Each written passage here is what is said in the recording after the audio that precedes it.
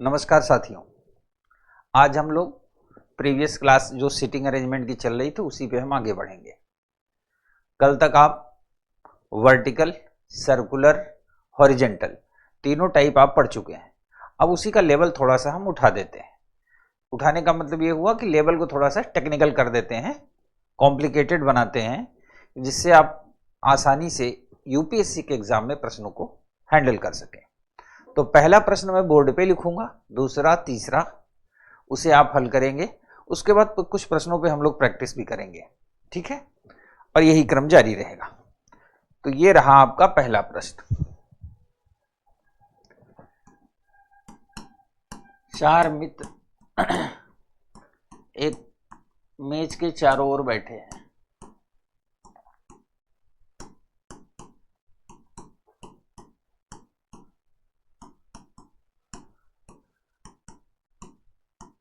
ध्यान देना, इस बार मैंने मेज का प्रकार मेंशन नहीं किया। मेज कैसी है ये मैंने मेंशन नहीं किया, और जब मेंशन ना हो, लिखा ना हो कि मेज कैसी है, तो आपको पता ही है क्या करना है, ठीक है। सभी का मुख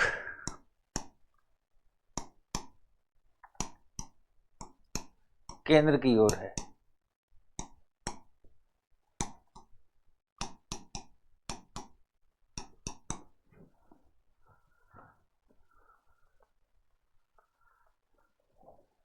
इनके व्यवसाय यानी बिजनेस अलग अलग हैं।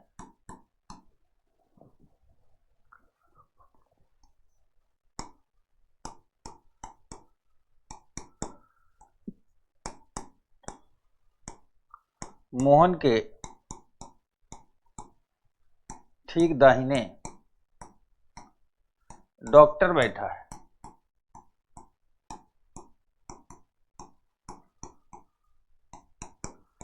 अध्यापक और वकील पड़ोसी नहीं है।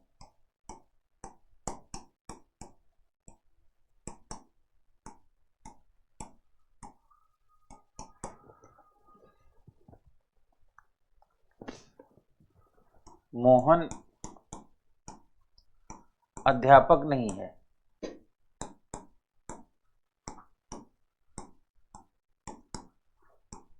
दीपक तथा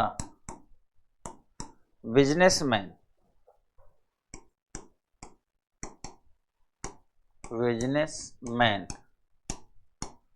पड़ोसी हैं। दीपक तथा बिजनेसमैन पड़ोसी हैं।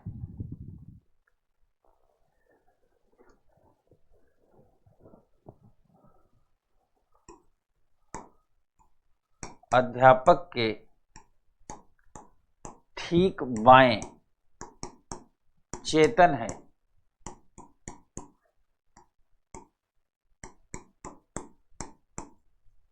एक मित्र का नाम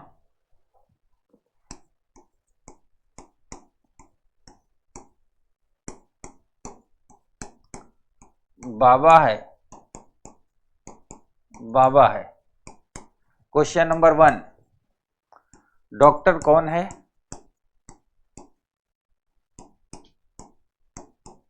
क्वेश्चन नंबर 2, बिजनेस कौन करता है?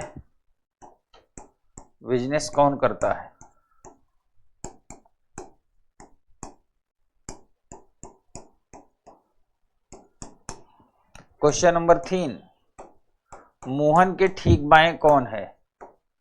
मोहन के ठीक बाएं मतलब लेफ्ट,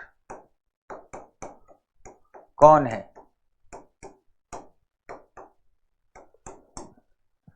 एक बात आप अपने दिमाग में नोट कर लीजिए, जितने टॉपिक हम लोग पढ़ रहे हैं, कैलेंडर, क्लॉक, रैंकिंग, अरेंजमेंट, जितने प्रश्न मैं आपको क्लास में करवा दे रहा हूं, यदि इतने प्रश्नों का आपके पास मैटर रहा और इतने प्रश्नों को आपने ठीक से समझ लिया, तो इस बात की मेरी जिम्मेदारी है कि आप सीसेट फेल नहीं होंगे।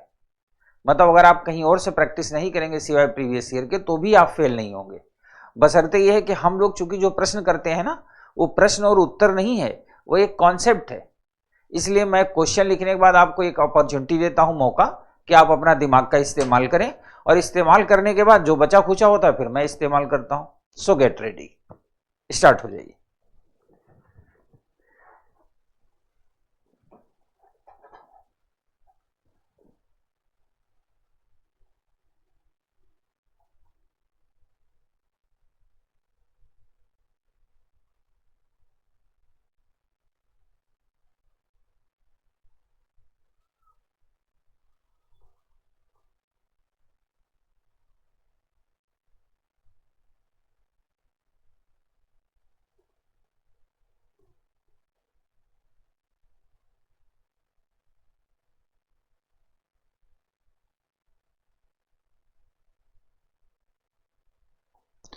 प्रयास करते रहिए बिना हेजिटेशन।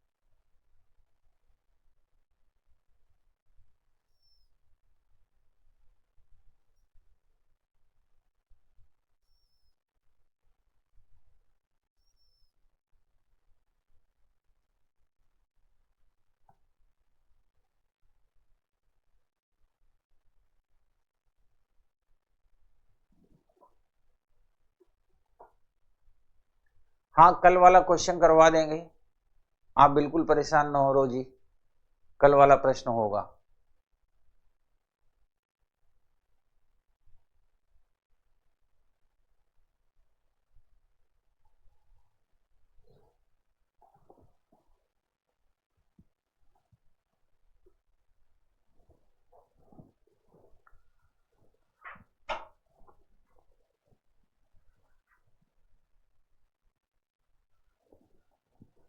ये है सर्कुलर टेबल, 4 दोस्त हैं। मैंने कहा था कि अगर टेबल मेंशन हो तो टेबल कैसी होगी, सर्कुलर होगी। और फिर कह रहा है all are facing the centre, सभी का मुख किधर है, केंद्र की ओर है। और पॉजिटिव और कंफर्म डेटा क्या है, मोहन के ठीक दाहिने डॉक्टर है, मोहन के ठीक दाहिने डॉक्टर है। ये हुए मोहन, और इनका दाहिना हाथ इधर होगा, इधर, तो यहां कौन बैठेगा, डॉक्टर। It's clear. अगली लाइन में कहता है अध्यापक और वकील पड़ोसी नहीं है, पड़ोसी नहीं मतलब पड़ोस में नहीं होने चाहिए, अध्यापक और वकील। अब आप ध्यान से देखो, यहां मैंने डॉक्टर बैठा दिया, अब यही 3 जगह बची हैं। अध्यापक वकील यहां बैठाएंगे तो पड़ोसी हो जाएंगे, यहां बैठाएंगे तो पड़ोसी हो जाएंगे, फिर बैठा कहां सकते हैं, ऊपर और नीचे। तो हमने लिखा एडवोकेट ऑब्लिक टीचर, और यहां भी लिखा एडवोकेट ऑब्लिक टीचर, लिख दिया। और इसके बाद अगली ही लाइन में कहता है मोहन अध्यापक नहीं है। मोहन अध्यापक नहीं है तो मोहन कौन होगा? एडवोकेट यानी वकील, और यहां जो भी बैठेगा वो क्या होगा? टीचर, अध्यापक होगा। क्लियर है पंडा यहां तक? तो डॉक्टर हो गया, एडवोकेट हो गया और टीचर हो गया। तो बिजनेसमैन कहां बैठेगा? बिजनेसमैन यानी जो व्यापार करेगा वो यहां बैठेगा। ठीक है। अब कह रहा है अध्यापक के ठीक बाएं चेतन है। अब आप थोड़ी सी जिन लोगों से गलती हो रही, क्यों हो रही है? जब आपका मुंह इधर है तो ये दायां है, ये बायां है। अब अध्यापक इस पोजीशन में ना, जिस पोजीशन में हूं, और आप मोहन हो क्योंकि मेरी तरफ देख रहे हो, तो मेरा बायां तो ये है, ये देखो बाएं हाथ में घड़ी लगी ना, बायां ये है। तो अध्यापक के ठीक बाएं कौन है? चेतन। दीपक और बिजनेसमैन पड़ोसी हैं। तो ये मोहन है, ये बिजनेसमैन है। तो बिजनेसमैन के दो पड़ोसी हैं, एक यहां एक यहां। यहां मोहनलाल बैठ गए हैं तो दीपक कहां बैठेंगे? और एक दोस्त का नाम है बाबा।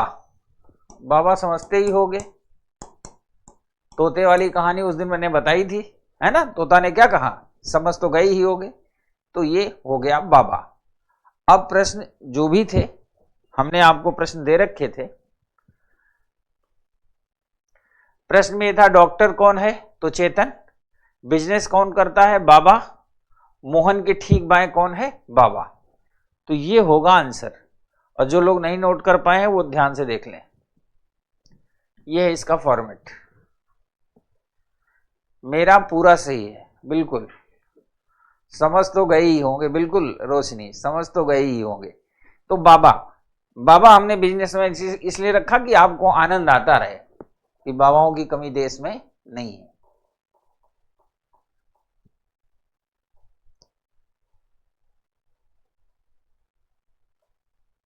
अब सबका तो सही आना ही चाहिए ना। मैंने तो पूरी क्लास को एक साथ बताया है, तो मुझे तो खुशी होगी सबका सही हो तो।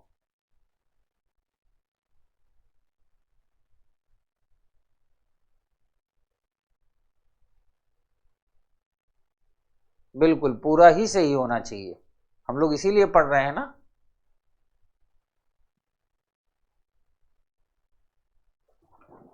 सौरभ चौहान, सीसेट के लिए जो खंड मैं पढ़ाता हूं, खासकर analytical ability, logical reasoning, general mental ability और कॉम्प्रहेंशन, पिछले कई वर्षों से आज तक मेरे से पढ़ने के बाद कुछ एक्स्ट्रा दिमाग लगाने की जरूरत नहीं, बट दो तीन बातें हमेशा याद रखें। एक तो प्रश्न को ध्यान से पढ़ें, अटेम्प्ट करते वक्त पूरी अलर्टनेस रखें, क्योंकि ऊपर नीचे थोड़ा बहुत होगा।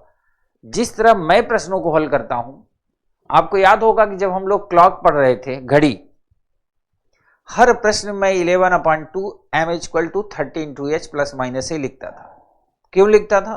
क्योंकि मुझे देख देख के आप भी ये रूटीन प्रैक्टिस में आ जाएंगे। तो दरअसल सीसेट डियर एक रूटीन प्रैक्टिस है। अगर आपका दिमाग सही समय पर रिस्पॉन्स करेगा तो होगा। और मैं पहले भी कई बार बता चुका हूं, आज एक बार भी फिर बता दूं। शरीर को मजबूत करने के लिए, यानी मोटा बनाने के लिए, या मोटे हैं तो पतले होने के लिए जिम है, तमाम पार्क हैं। सुबह सुबह चले जाओ, देखो लोग योगा कर रहे होते हैं, जिम में पसीने बहा रहे होते हैं। कई लोग दोनों हाथ ऊपर करके हा हा भी कर रहे होते हैं। यानी शरीर को, जैसे कहते हैं ना, मोटा पतला तो बनाया जा सकता है, चेहरे में ग्लो लाई जा सकती है पानी पी के, प्राणायाम करके। लेकिन दिमाग शार्प करने की तो कोई मेडिसिन नहीं है ना, कोई योगा नहीं है। दिमाग तभी शार्प होगा जब उसको बार बार लगाएंगे, घिसेंगे। घिसने का मतलब यह हुआ कि हम जब प्रश्न को ज्यादातर सोचेंगे तभी अटेम्प्ट कर पाएंगे। तो दरअसल सीसेट है अलर्टनेस, और जिसका लेवल अलर्टनेस का होगा वो जनरल स्टडी का मास्टर होगा। और ये मैं नहीं कहता, ये यूनियन पब्लिक सर्विस के आंकड़े कहते हैं। आप आंकड़ा उठा के देख लो 2011 से लेके अब तक का। मैक्सिमम IITN जो बीटेक है, MBA वाले, MBBS और MD करने वाले, इन लोगों के सिलेक्शन के पीछे रीजन क्या है?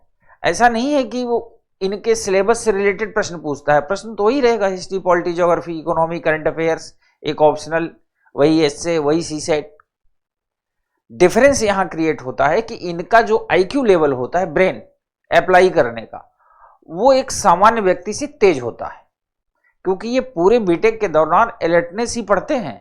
तो दरअसल डियर, सीसेट एक अलर्टनेस है। क्वालिफाई पेपर तो ही है, क्वालिफाई तो करना ही है। अगर आप सीसेट के एक्सपर्ट होंगे तो आप मेरा ट्रस्ट करिए, आप जनरल स्टडी बड़े अच्छे से याद कर लेंगे और अन्य लोगों की अपेक्षा आप बेहतर एक्सप्लेन कर पाएंगे। तो सीसेट का मतलब यह हुआ। अब अगला प्रश्न हम आपको देने जा रहे हैं। 8 व्यक्ति एक वृत्ताकार मेज के चारों ओर बैठे हैं।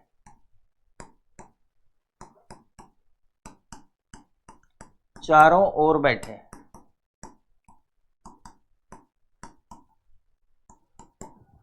सभी का मुख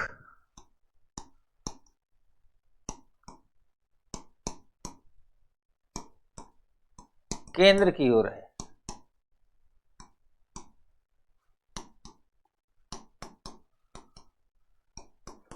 इनमें 4 लड़के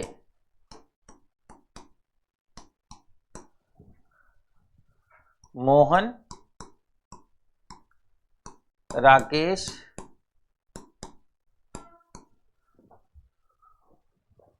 सुधीर और गोपाल है।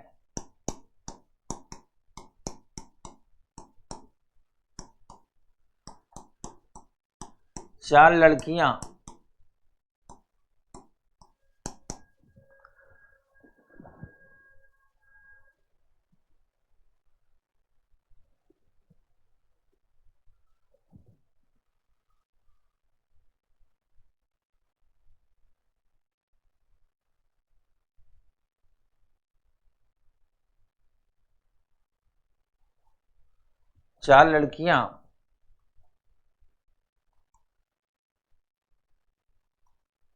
संगीता, सुल्ताना, रागिनी और गजाला।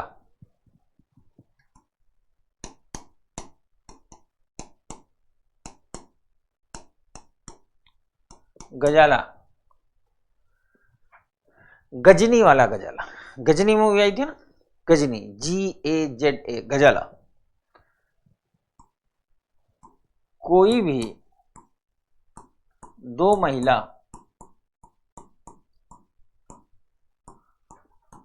साथ साथ नहीं बैठी है।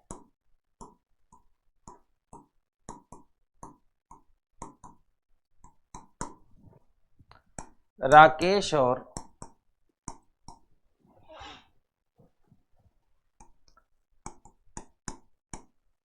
सुधीर के बीच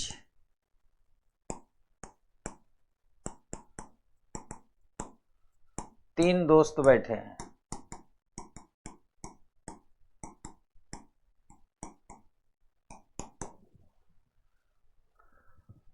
मोहन के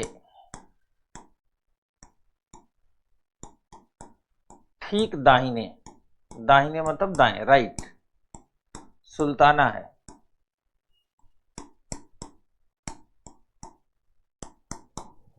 आखिरी लाइन, पड़ोसी मित्रों का नाम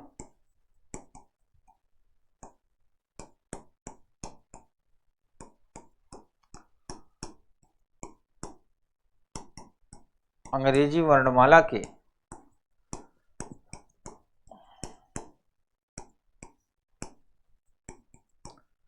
समान अक्षर से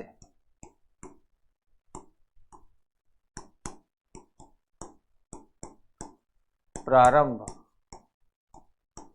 नहीं होगा।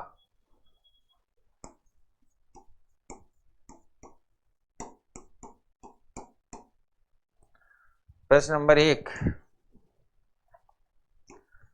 संगीता का पड़ोसी कौन है?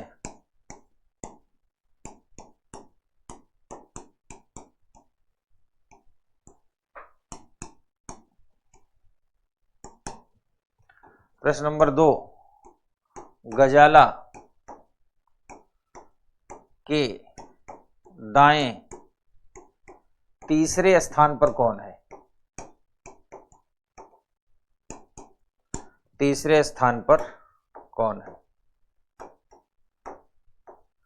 ये जो नाम मैंने बोर्ड पे लिखे हैं, अगर ये नाम किसी से मिलता जुलता हो तो उसे दुखी होने की जरूरत नहीं है। जैसे डिस्क्लेमर होता है ना फिल्मों में कि घटनाओं नाम का किसी से, ये सब काल्पनिक है, तो ये काल्पनिक है।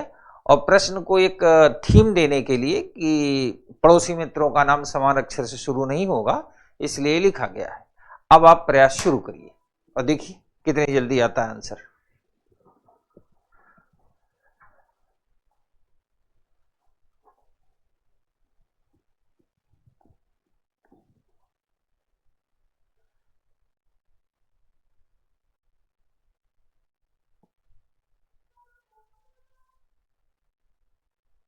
वृत्ताकार मतलब महेश सर्कुलर, महेश चौरसिया, वृत्ताकार मतलब सर्कुलर।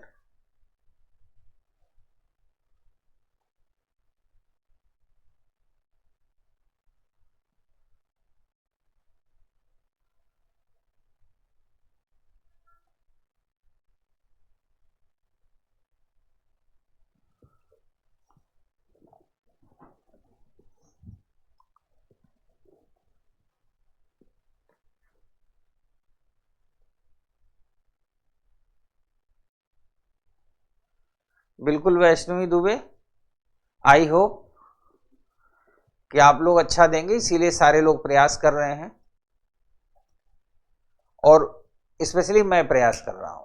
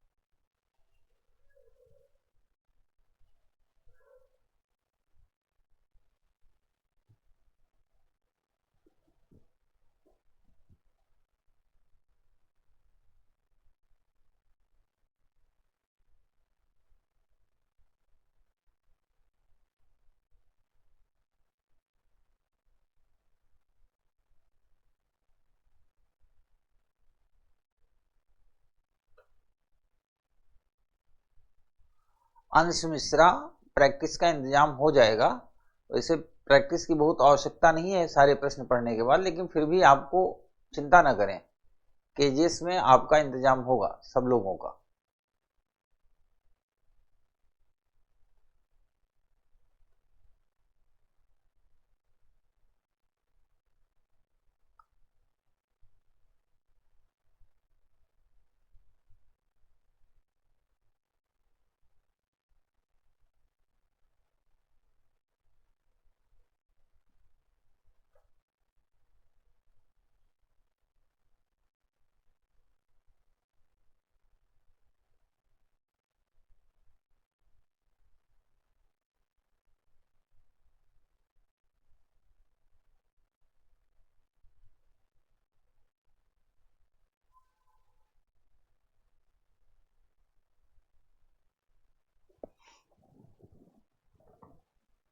मेरे ख्याल से सबको पड़ोसी मिल गया होगा।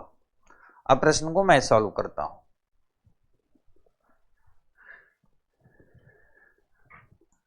ये है टेबल 1 2 3 4 5 6 7 और 8। मैंने आपसे कहा है टेबल मेंशन है, वृत्ताकार है, दैट मीन सर्कुलर टेबल, और सभी का मुंह किधर है? केंद्र की ओर। All are facing the centre. इतना लिखने के बाद जो पॉजिटिव और कंफर्म डेटा वो यूज करते हैं। क्या है पॉजिटिव मतलब डेटा? मोहन के ठीक दाहिने, मोहन के ठीक दाहिने, मोहन के ठीक दाहिने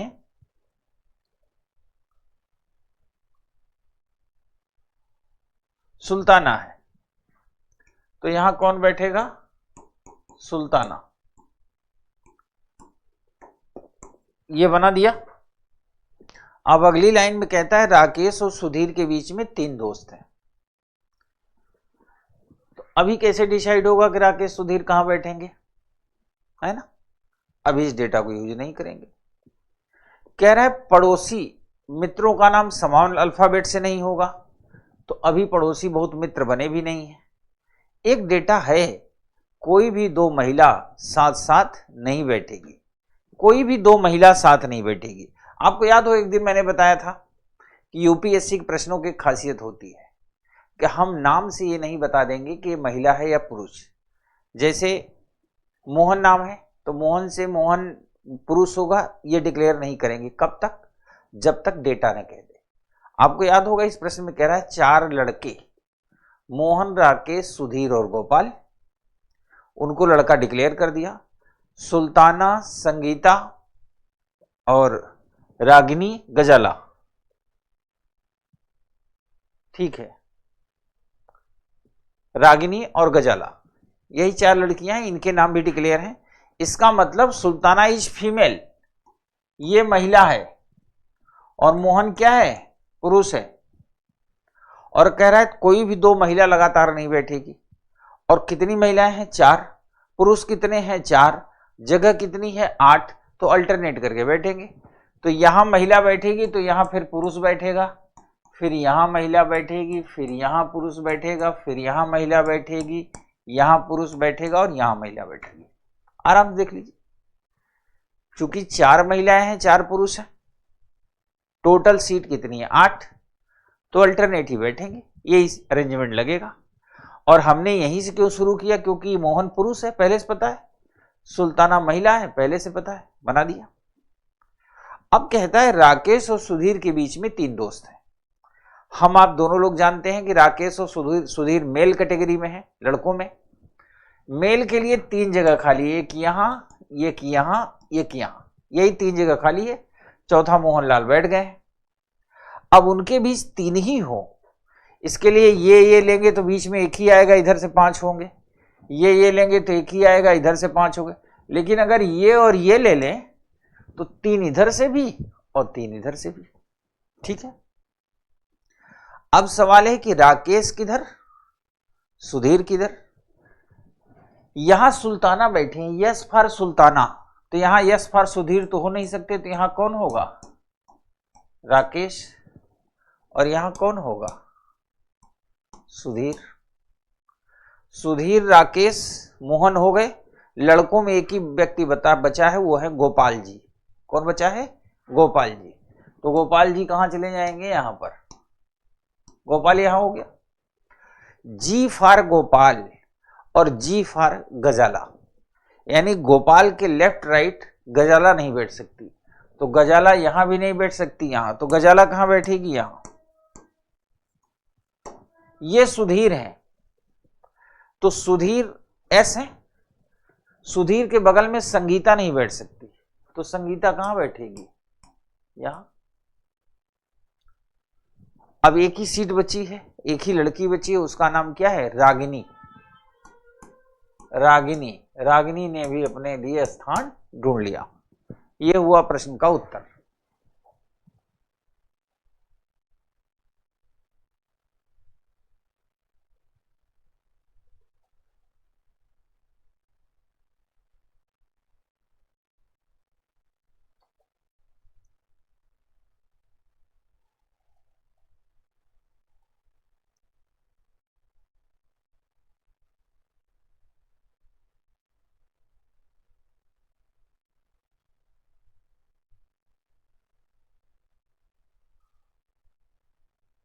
जिनका जिनका सही है सभी बधाई के पात्र हैं।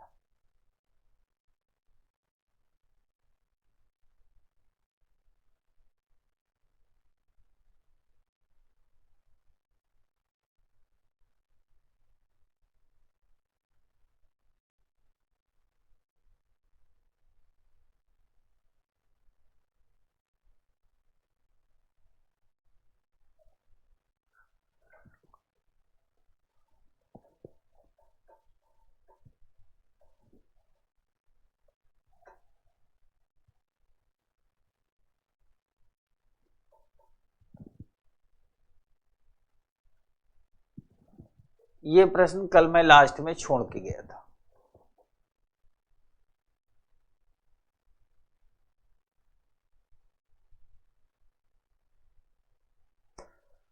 अंश मिश्रा, कैरेक्टर के नाम थोड़ा मस्त रखने पड़ते हैं ना, नहीं बच्चे मस्त कैसे रहेंगे। मेरा ये मानना होता है कि स्टडी यानी एजुकेशन, अध्ययन आनंद का विषय होना चाहिए, बोझ का नहीं। और हमारी जो एजुकेशन सिस्टम है, जनरली किसी को पढ़ने को कह दीजिए तो क्या होता है, उसकी तबीयत खराब हो जाती है। तो सब्जेक्ट में आनंद तब बना रहेगा जब हम आनंद के साथ पढ़ेंगे ना, हमें ये फील होगा कुछ अच्छा मिल रहा है। ठीक है, ये प्रश्न था कल। 6 महिलाएं एक वृत्ताकार मेज पर बराबर दूरी पे बैठी हैं। तो वृत्ताकार मेज यही बना देते हैं, बराबर दूरी पे हैं, 1 2 3 4 5 और ये 6 महिलाओं के लिए जगह हमने बना दिया। सीता गीता के दाईं और दूसरे स्थान पर बैठी, जो नीता के बिल्कुल विपरीत है। नीता लता के सन्निकट बाईं ओर, जो रीता के बिल्कुल विपरीत है। मृता भी इसी वृत्ताकार मेज पर बैठी है। ठीक है, इससे रिलेटेड कुछ प्रश्न भी हैं। एक प्रश्न है ये, बराबर दूरी पे नहीं है, कहां बैठी है। और एक प्रश्न है, गीता और नीता मेज के केंद्र से कितने डिग्री का कोण बना रही हैं। एक प्रश्न ये भी था, कितने डिग्री का कोण कहां से, सेंटर से बना रही हैं। तो अब हम क्या करेंगे, इस प्रश्न को हल करते वक्त, क्योंकि उसने ऐसा कह दिया है कोण बनाने की बात, तो ये लाइन हमने पूरी खींच दी, ये लाइन हमने ये खींच दी और ये लाइन हमने ये खींच दी।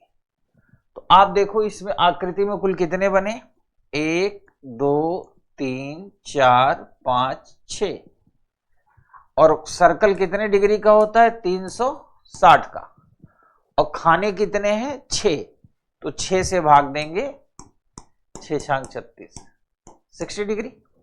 इसका मतलब इन सब के बीच में जो दो लोग, नियरेस्ट दो लोगों के बीच में जो एंगल बनेगा वो क्या बनेगा, 60 डिग्री का। अब यहां प्रश्न करते हैं, सीता गीता के दाईं ओर दूसरे स्थान पर बैठी। सीता, तो यहां हमने रखा गीता के दाहिनी ओर, ये दाहिना हाथ है, यहां कौन बैठी है, सीता।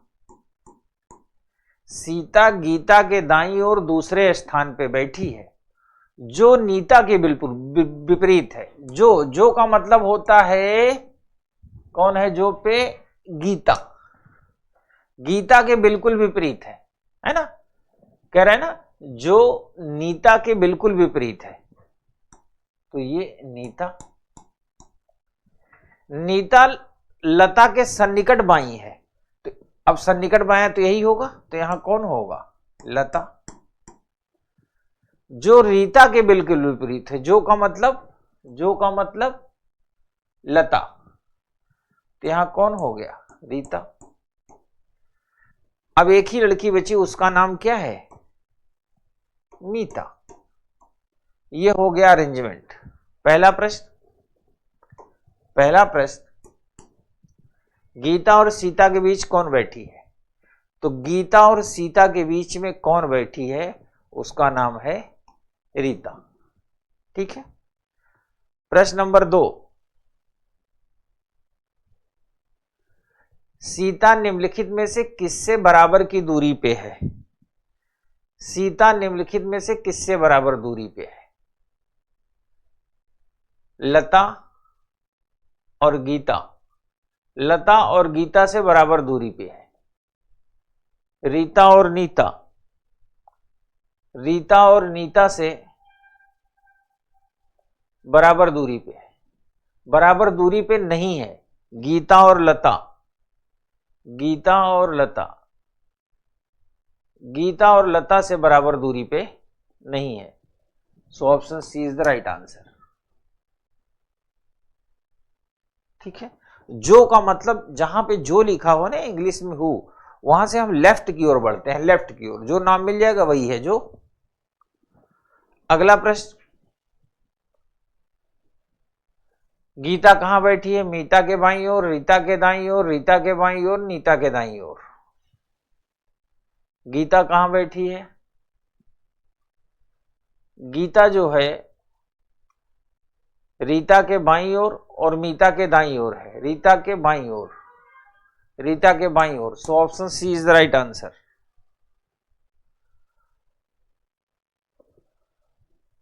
मीता और नीता मेष के केंद्र से कितनी डिग्री का कोण बनाती हैं? मीता और नीता, मीता और नीता 120 डिग्री का कोण बनाती हैं। ठीक है,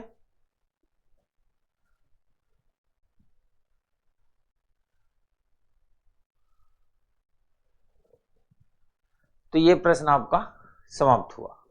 कल ये होमवर्क दिया गया था। ठीक है, अगला प्रश्न,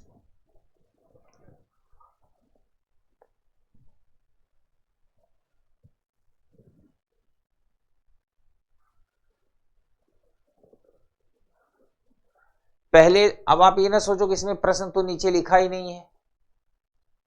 पहले ये आंकड़ा तो सेट करो, प्रश्न तो 4-5 है ही है। ये जो आंकड़ा आपके सामने दिया है डेटा, इसको आप असेंबल करें, सर्कुलर मेज बनाएं, जैसा भी कह रहा हो। कह रहा है एक वृत्त के चारों ओर केंद्र की ओर मुड़ के बैठे हैं, तो वृत्त के चारों ओर बैठे हैं, इनको बैठा कि इनका अरेंजमेंट फाइनल करिए। अरेंजमेंट फाइनल हो जाएगा फिर मैं क्वेश्चन आपके सामने शो करूंगा।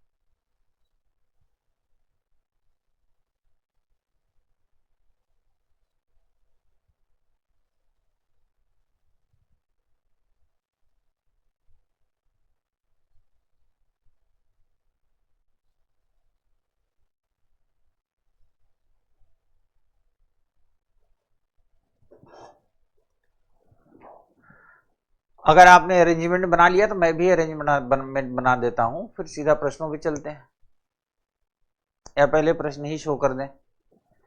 प्रश्न शो करते हैं। पहला प्रश्न है, यल के सन्निकट बाएं कौन बैठा है?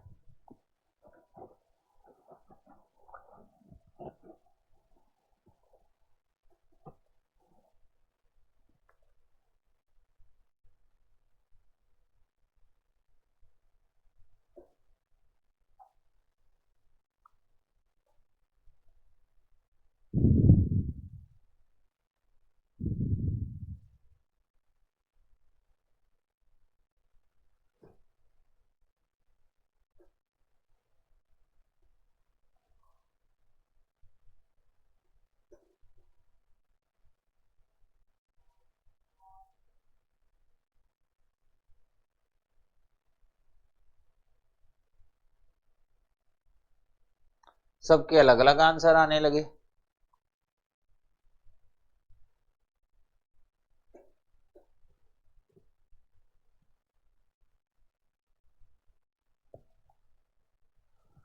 अगला प्रश्न है,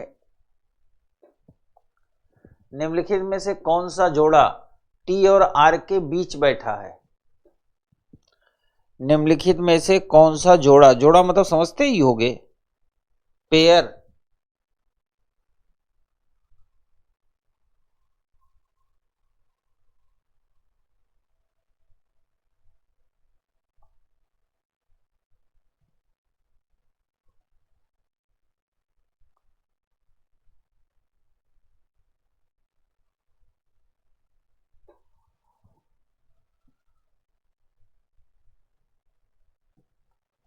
अगला प्रश्न, के संदर्भ में पी का स्थान क्या है?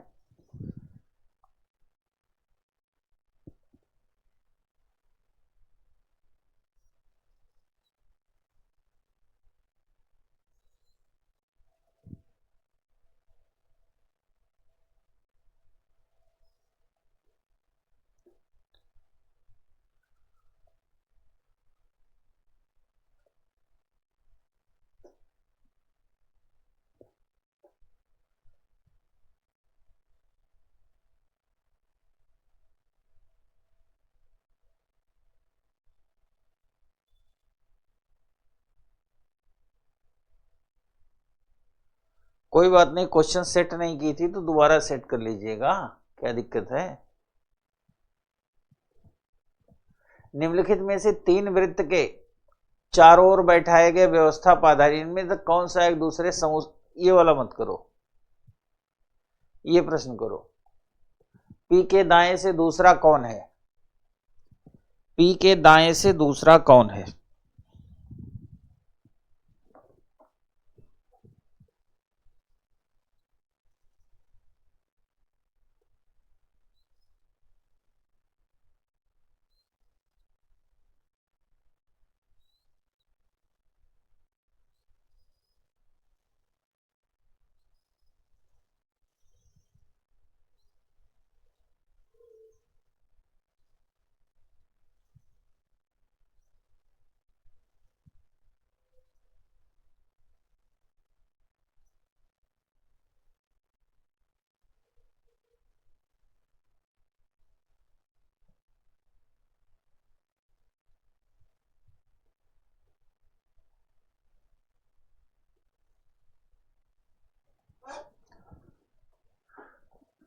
ठीक है, अब हम आपको ले चलते हैं फिर से प्रश्नों की दुनिया में। ये था प्रश्न,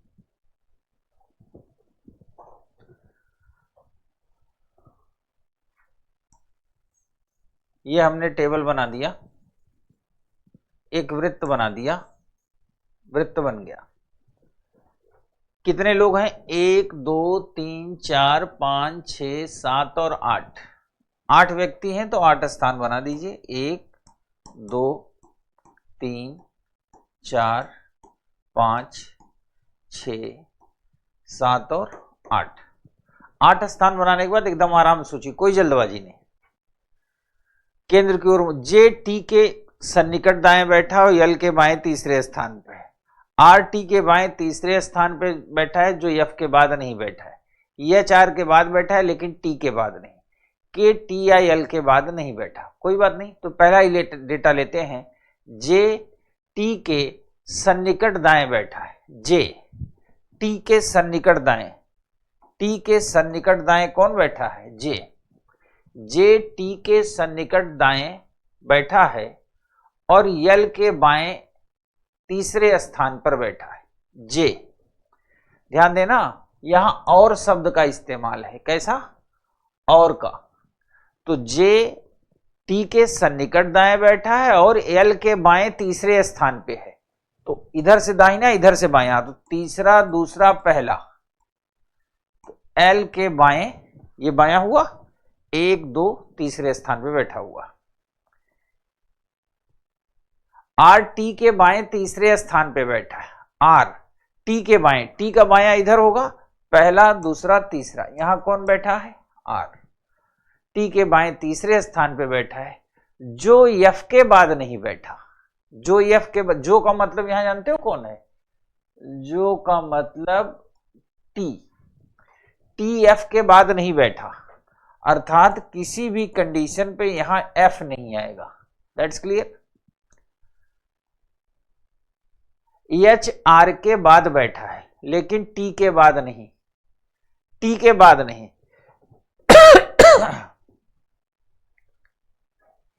एच आर के बाद बैठा है, ठीक है। देखते हैं, के टी या एल के बाद नहीं बैठा। के जो है वो टी के बाद भी नहीं बैठा और एल के बाद भी नहीं बैठा। तो इसका मतलब ये हुआ कि के या तो यहां बैठेगा या तो यहां बैठेगा, ठीक है। एच आर के बाद बैठा है,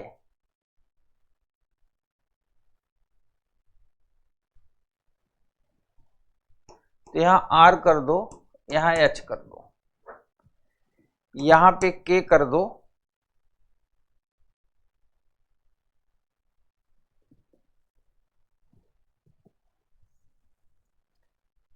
यहां पे के होगा, यहां पे एफ होगा। एच आर के बाद बैठा है लेकिन टी के बाद नहीं। एच आर के बाद बैठा है, तो आर के बाद बैठा है लेकिन टी के बाद नहीं। प्रश्न हमारा बनके तैयार हो गया।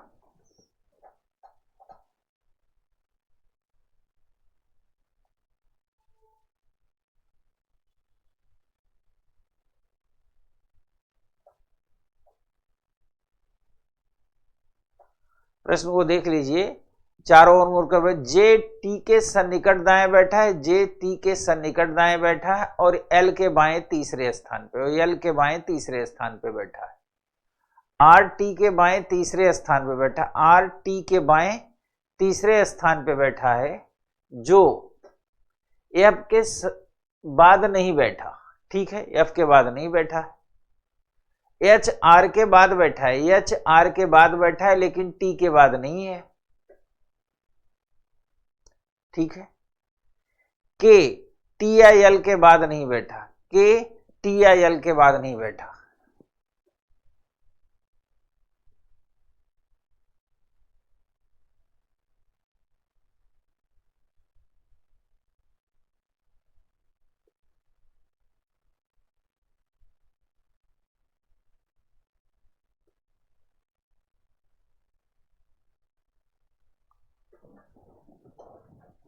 एल हो गया, एच हो गया, के हो गया, टी हो गया,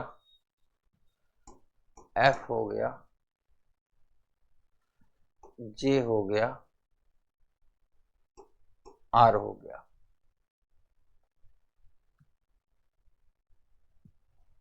टी हो गया, जे हो गया, के हो गया, एफ हो गया, एल हो गया, आर हो गया, एच हो गया।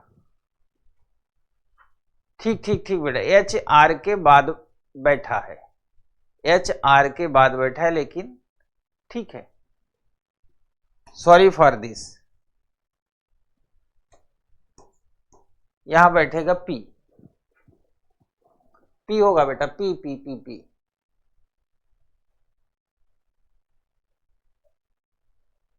हाँ हाँ हो गया, पी होगा, पी। दरअसल प्रॉब्लम कभी कई बार ये जनरेट हो जाता है ना, आप तो मोबाइल पे देख रहे हो, यहाँ स्टूडियो में लाइट लगी हुई है, बोर्ड से भी लाइट रिफ्लेक्ट होती है, अक्षर छोटे होते हैं, तो कई बार ऐसा हो जाता है। So it's okay. ठीक है बच्चा, आगे बढ़ने से पहले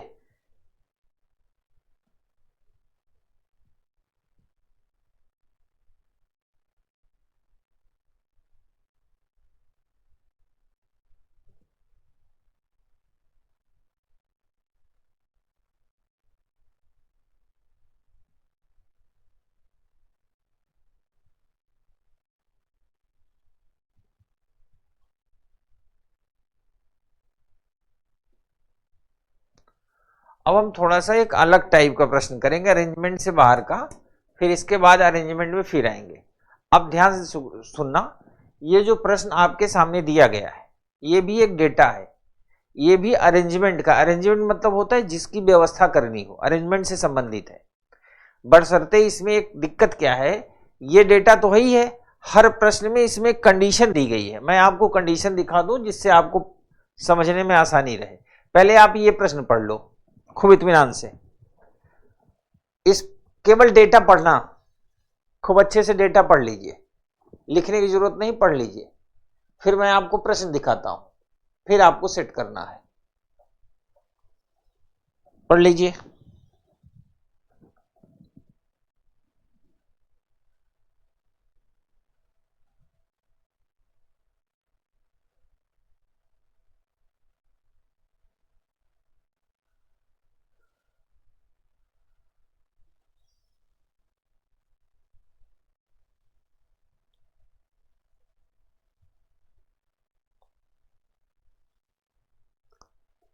आशा है आपने पढ़ लिया होगा।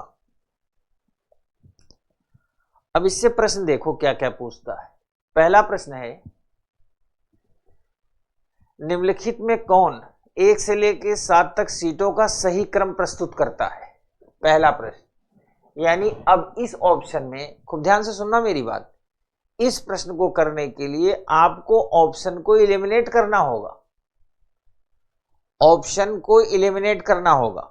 अगला प्रश्न, यदि एफ 6वीं सीट पर और एच 7वीं सीट पे बैठता है तो कौन सा राजनीतिज्ञ नंबर 2 पे बैठेगा।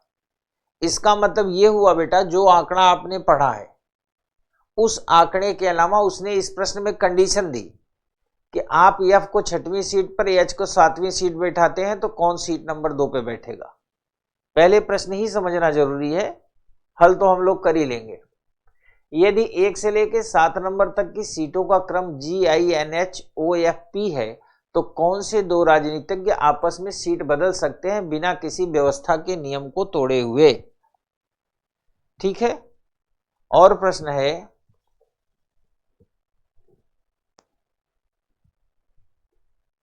यदि O 1 और H 7 नंबर की सीटों पर बैठते हैं तब F और I की सीटों के बीच का अंतर क्या होगा। मतलब इसमें भी, इस प्रश्न में भी कंडीशन है।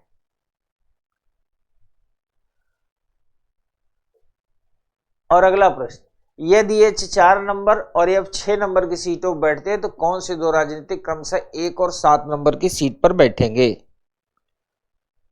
आपने इतने प्रश्नों को देखने के बाद अब आपके दिमाग में यह बात आ गई होगी कि सारे प्रश्नों का उत्तर देने के लिए अलग अलग कंडीशन अप्लाई होनी है। सारे लोग ध्यान से सुनते रहो मेरी बात। अब इसका मतलब यह हुआ कि जो आंकड़ा हमें दिया है, जो अभी बोर्ड पे डिस्प्ले पे फिर आ जाएगा, आप उसे नोट कर लेना। ठीक है। उसके बाद एक एक प्रश्न खोलते जाए, पहले तो उसी को अरेंज करना जो आंकड़ा दिया गया है। अरेंज करने के बाद हर एक प्रश्न में कंडीशन बदलेगी। कंडीशन कैसी बदलेगी, और सारी पोजीशन शर्तें वही रहेंगी जो डेटा में दी हैं, बस प्रश्न में जो स्पेशल इफेक्ट कह रहा होगा कि ये हो जाएगा, ये हो जाएगा, तो क्या होगा।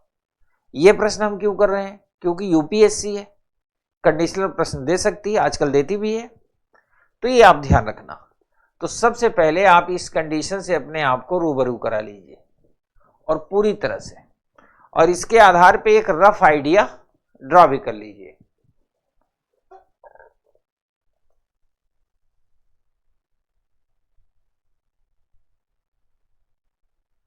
होमवर्क नहीं बच्चा, हर काम होमवर्क पे होगा तो फिर क्लास वर्क कब होगा?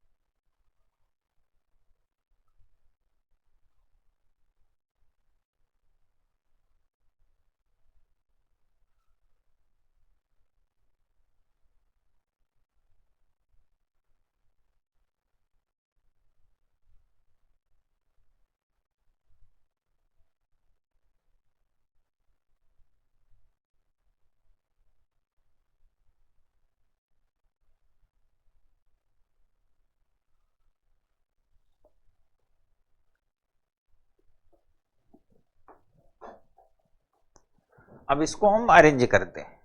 कैसे अरेंज करेंगे? कह रहा है 1 से लेके 7 नंबर की सीट है।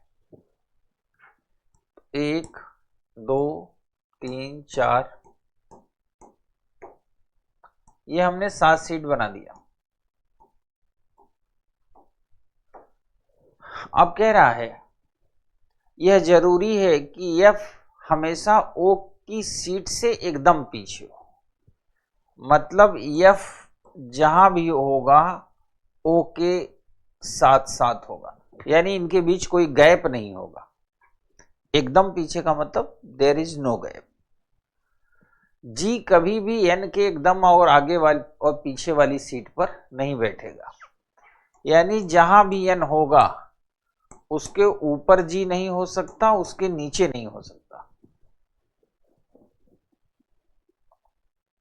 H और P के बीच हमेशा 2 सीटों का अंतर होना चाहिए, H/P और P/H, इनके बीच हमेशा 2 सीटों का अंतर होना चाहिए। I और P, ये 1 नहीं है, I है। I और P के बीच हमेशा कम से कम 1 सीट होनी चाहिए। I और P के बीच में हमेशा कम से कम 1 सीट होनी चाहिए। इसका मतलब ये हुआ कि 1 सीट तो होनी ही चाहिए। 2 भी हो सकती है, 3 भी हो सकती है, 4 भी हो सकती है, इससे कोई फर्क नहीं पड़ेगा। पर I और P के बीच, I और P के बीच में कम से कम 1 सीट होनी चाहिए। N सीट नंबर 3 पर ही बैठेगा।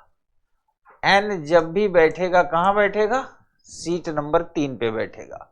और N सीट नंबर 3 पे बैठेगा तो G यहां नहीं बैठेगा, G यहां नहीं बैठेगा। ठीक है, अब ये डेटा बन के तैयार हो गया। अब इससे ज्यादा ये असेंबल नहीं हो सकता। अब इसको असेंबल करने के लिए हमें चलना पड़ेगा प्रश्न की दुनिया में।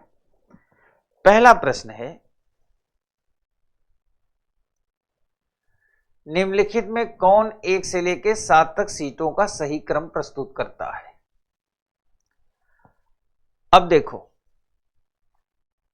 पहले तो हम देखेंगे, इसमें एक कंडीशन है कि आई और पी के बीच में हमेशा एक सीट का अंतर होना चाहिए, आई और पी।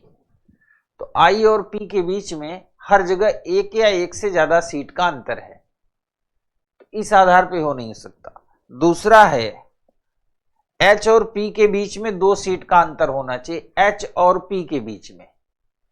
तो ये देखिए एच और पी के बीच में केवल एक सीट है, इसलिए ऑप्शन डी गलत।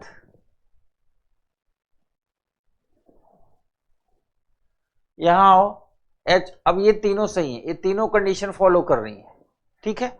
अब कहता है एन तीसरे नंबर पे होगा, एन तीसरे नंबर पे यहां भी है, यहां भी है और यहां भी है, और एन के आगे और पीछे जी नहीं हो सकता। एन के जस्ट बगल में जी है, इसलिए ऑप्शन सी भी गलत हो गया, ठीक है। जी एकदम पास में नहीं हो सकता। एक कंडीशन और है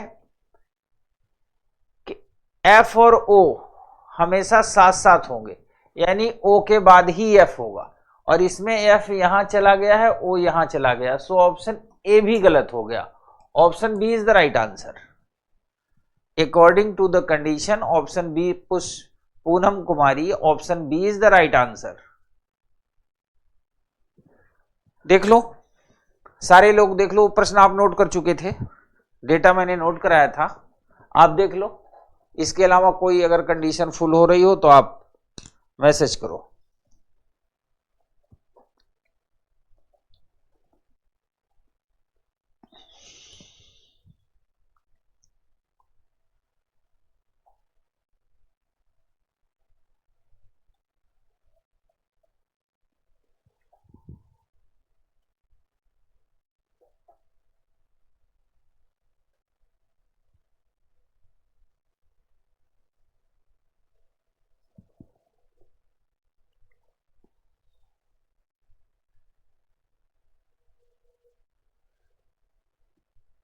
ठीक है बेटा,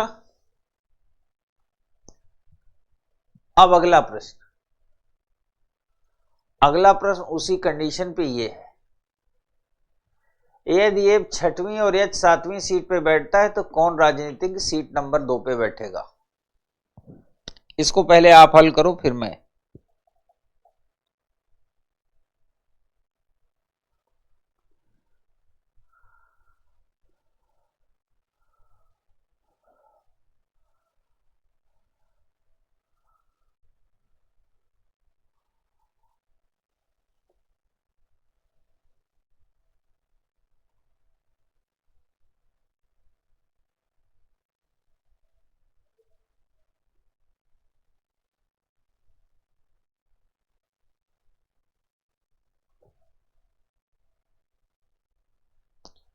कोई बात नहीं बच्चा, रोजी अब इसको करो, ये भी तो आसान है, इसको करो।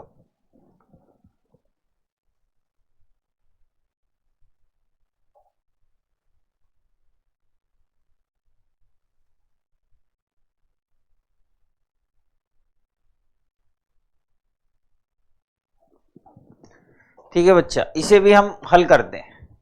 पहला काम 1 2 3 4 5 6 7 ये शीट बना देंगे। इसमें एक खासियत है, पूरे आंकड़े में जो कंफर्म डेटा है एन हमेशा सीट नंबर 3 पे बैठेगा, ये उसमें लिखा है डेटा में, एन का स्थान फिक्स है, हमेशा तीसरे स्थान पे बैठेगा। अब कह रहा है यदि एफ 6वें स्थान पे हो, ओके, एफ अगर 6वें स्थान पे होगा तो इसके जस्ट ऊपर क्या होगा, ओ होगा, और ये 7वीं सीट पे बैठता है तो ये 7वीं होगी। अब कंडीशन है कि एच और पी के बीच में हमेशा 2 होने चाहिए, तो अगर ये एच है तो यहां कौन होगा, पी होगा।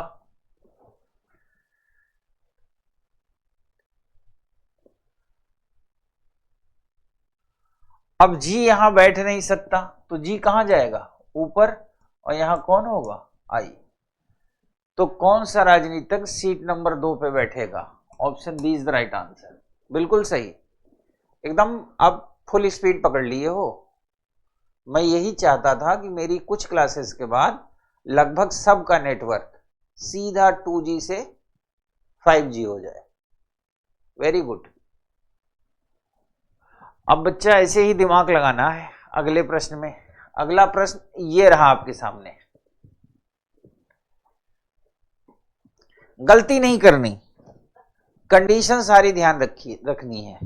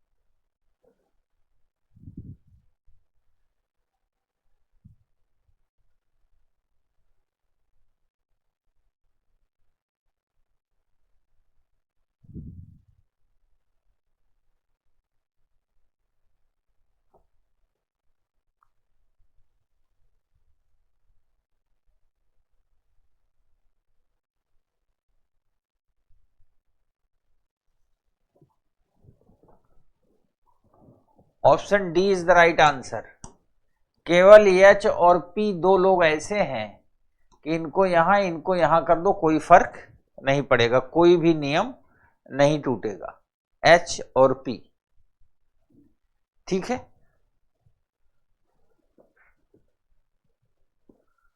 अगला प्रश्न,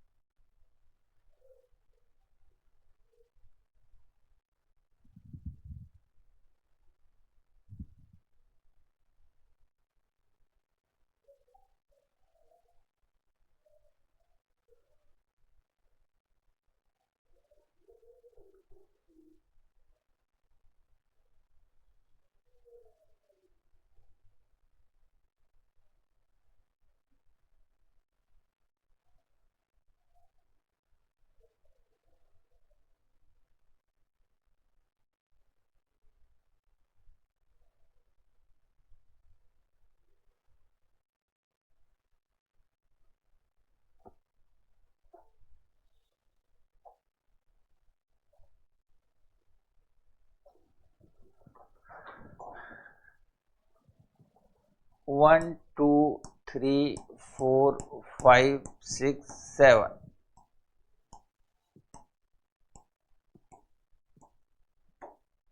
एन हमेशा यहीं बैठेगा। यदि ओ एक नंबर पर, और आप जानते हैं कि ओ जहां बैठेगा उसके ठीक नीचे कौन होगा, एफ। ये जो एक और ये 7 नंबर की सीट पे बैठता है, तो यहां बैठेगा तो 1 2, यहां कौन होगा, पी होगा। और पी और आई के बीच में कम से कम 1 का गैप होना चाहिए, तो यहां कौन होगा, आई होगा। और यहां कौन बैठेगा, जी। तो कह रहा है एफ और आई की सीटों के बीच में क्या अंतर होगा? एफ और आई के सीटों के बीच में अंतर होगा 3 का। Option D is the right answer.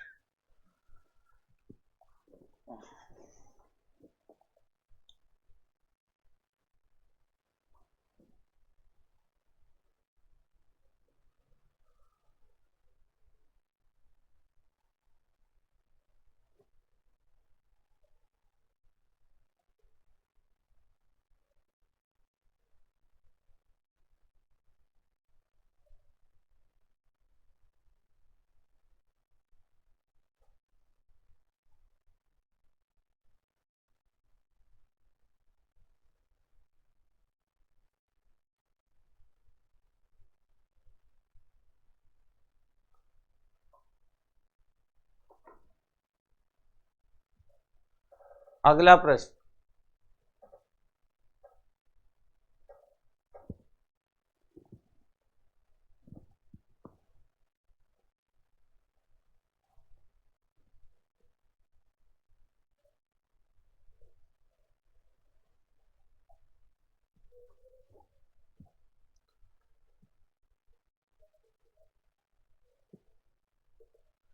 जब यह 4 नंबर या 6 नंबर की सीटों बैठते हैं तो कौन से दो राजनीतिक 1 और 7 नंबर की सीट पे बैठेंगे?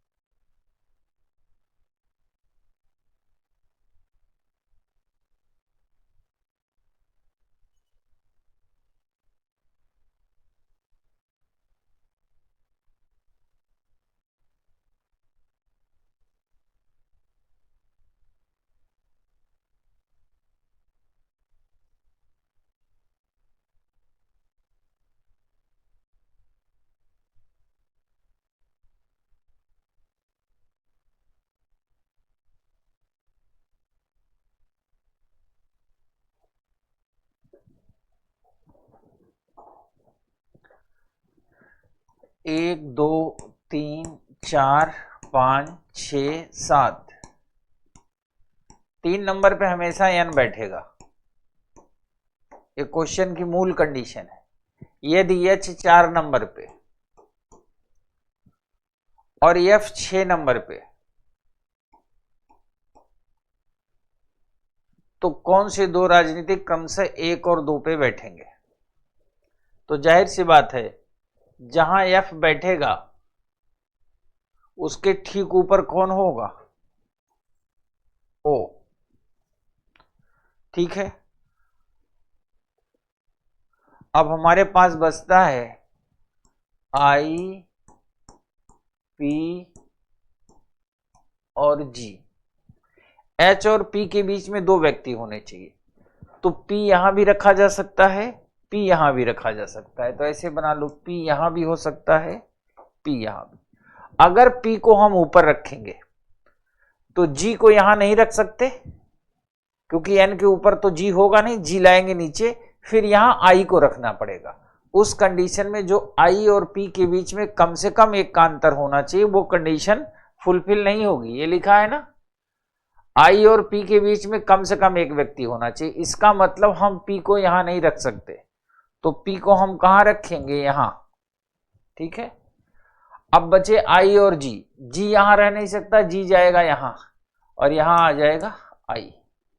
तो पूछ रहा है 1 और 7 नंबर की सीट पे बैठेंगे, 1 नंबर पे बैठेगा G और 7 नंबर पे बैठेगा P। So option B is the right answer.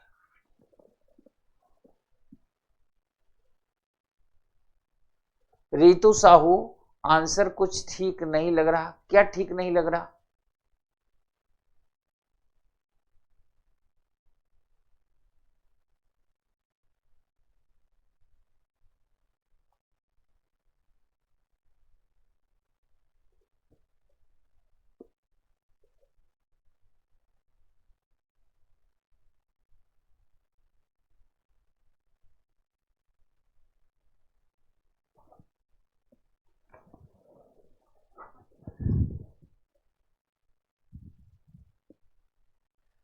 सब सही है बच्चा, अपना नेटवर्क ठीक करो।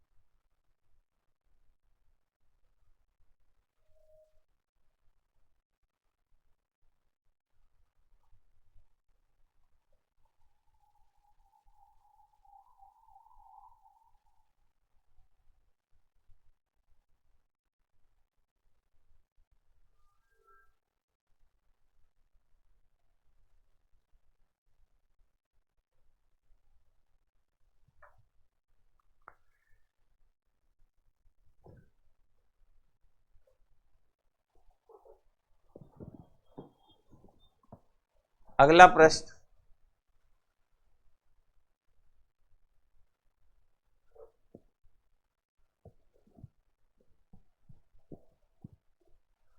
अगला प्रश्न ये प्रीवियस ईयर का है, यूपीएससी 2012 का प्रश्न है।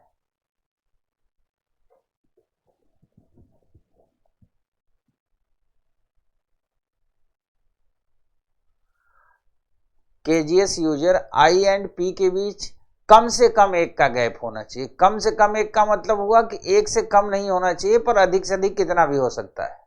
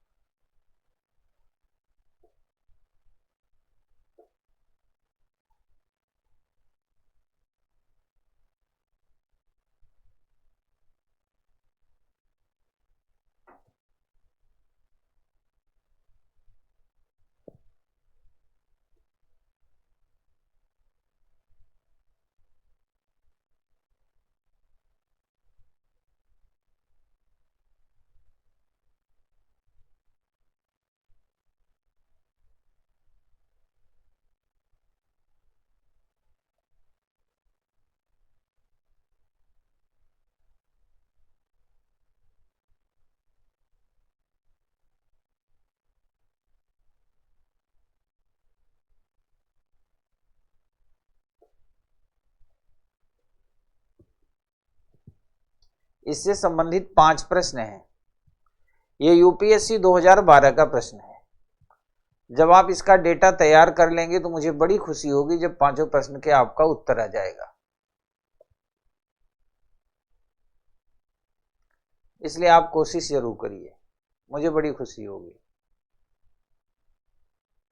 Neha, thank you.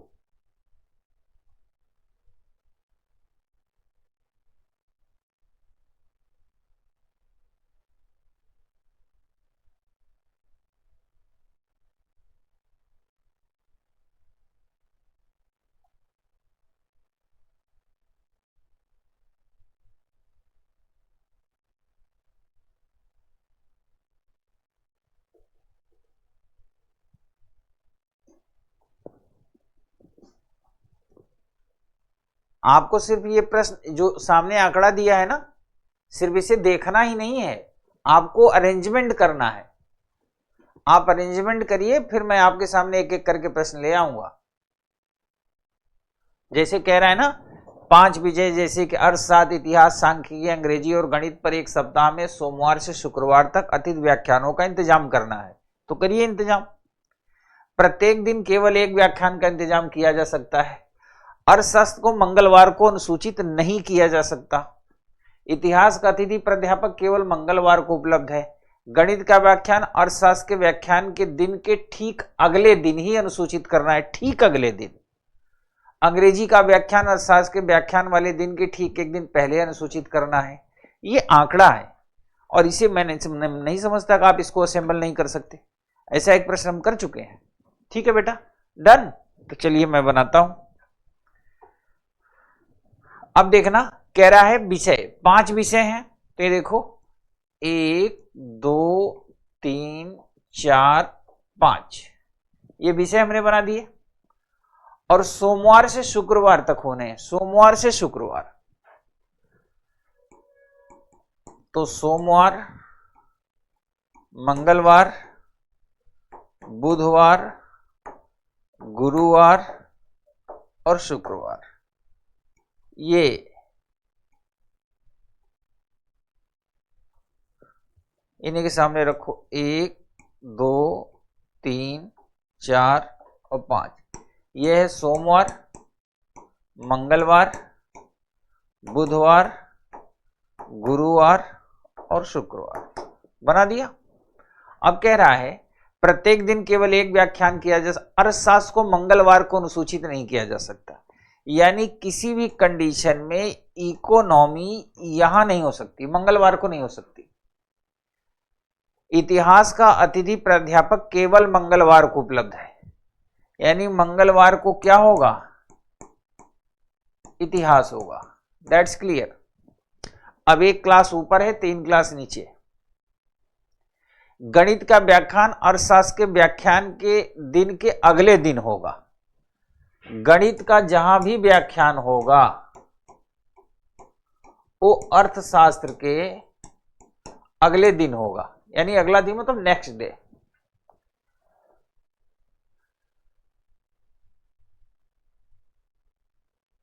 गणित का व्याख्यान अर्थशास्त्र के व्याख्यान के दिन के ठीक अगले दिन है अनुसूचित। अंग्रेजी का व्याख्यान अर्थशास्त्र के व्याख्यान वाले दिन के ठीक एक दिन पहले, ठीक एक दिन पहले।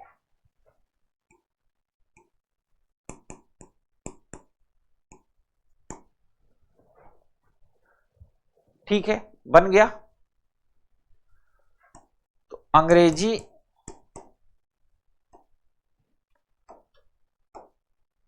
अर्थशास्त्र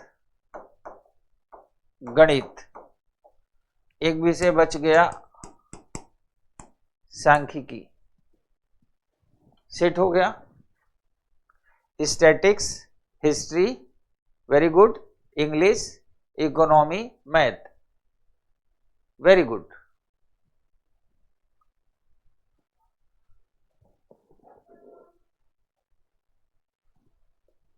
अब ठीक है, हम लोग आगे बढ़े। तो ये रहा बच्चा आपके सामने पहला प्रश्न। सोमवार को कौन सा व्याख्यान अनुसूचित है?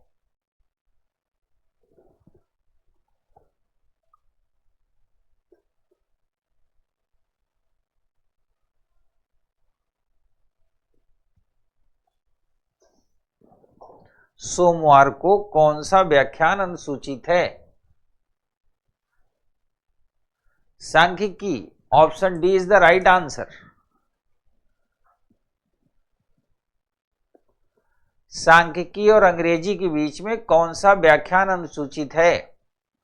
सांख्यिकी और अंग्रेजी के बीच में कौन सा व्याख्यान अनुसूचित है?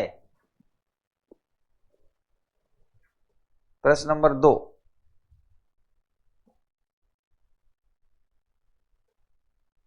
अब 2 नंबर पे आ गए हम लोग। हाँ, बी इतिहास, option B is the right answer. बहुत खुशी हुई। अगला प्रश्न बच्चा, सप्ताह में कौन सा व्याख्यान अंतिम है? अंतिम व्याख्यान कौन सा है?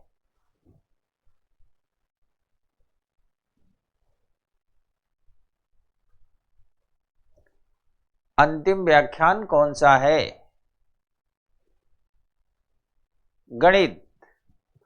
Option C is the right answer. अगला प्रश्न,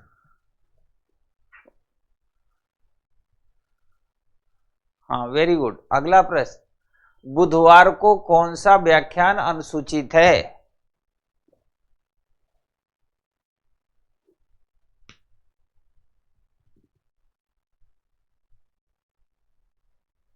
बुधवार को कौन सा व्याख्यान अनुसूचित है? Option C is the right answer.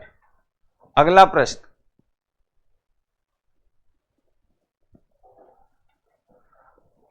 गणित के व्याख्यान के पहले कौन सा व्याख्यान अनुसूचित है?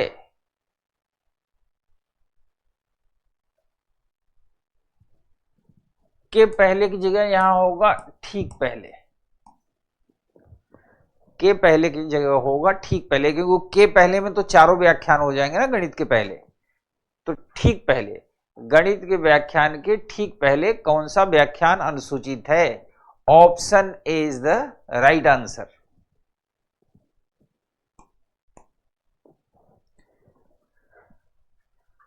मैं समझता हूं कि जिस चीज की हम तैयारी कर रहे हैं और जो टॉपिक हम लोग अभी तक पढ़ रहे थे, मतलब जैसे ही प्रश्न आया लगभग सारे लोगों ने प्रश्न का उत्तर कर लिया और सही से किया। ये यूपीएससी का प्रश्न है, प्रीवियस ईयर 2012 का।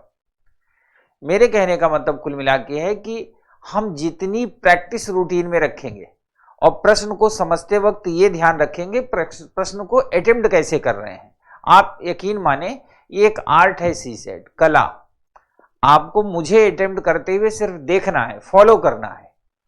प्रश्न एग्जाम में कैसा भी आए, कितना भी कठिन आएगा, आपका गलत नहीं होगा। अब कई बच्चे ऐसे होते हैं कि सीसेट का नाम सुनते ही तबीयत खराब हो जाती है। कुछ ऐसे होते हैं कि सीसेट का नाम सुनते ही बेहोश हो जाते हैं। तो उनके लिए थोड़ा टास्क कठिन है। जैसे मैं अक्सर एक बात कहता हूं, एक मेरा स्टूडेंट हुआ करता था, मजाक कर रहा हूं, तो उसकी सर्जरी होनी थी गाल ब्लैडर की, पित्त के थैली की। तो उसके घर वाले लेके उसको हॉस्पिटल गए थे। अब डॉक्टर ऑपरेशन से पहले एनेस्थीसिया के इंजेक्शन देते हैं कि बेहोश हो जाए।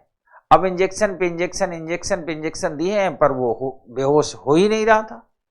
तब तक मैं मिल गया। उनके घर वालों ने कहा कि अपने कलुआ का ऑपरेशन है और कलुआ बेहोश नहीं हो रहा। तो हमने कहा इसको सीसेट की बुक दिखा दो। डॉक्टरों ने जैसे ही सीसेट की बुक दिखाई, कलुआ बेहोश, फिर पूरा ऑपरेशन तक कलुआ को होश नहीं आया। तो हमें कलुआ नहीं बनना, थोड़े से स्मार्ट बनने हैं। कल फिर मुलाकात होगी, तब तक के लिए नमस्कार, शुभ रात्रि।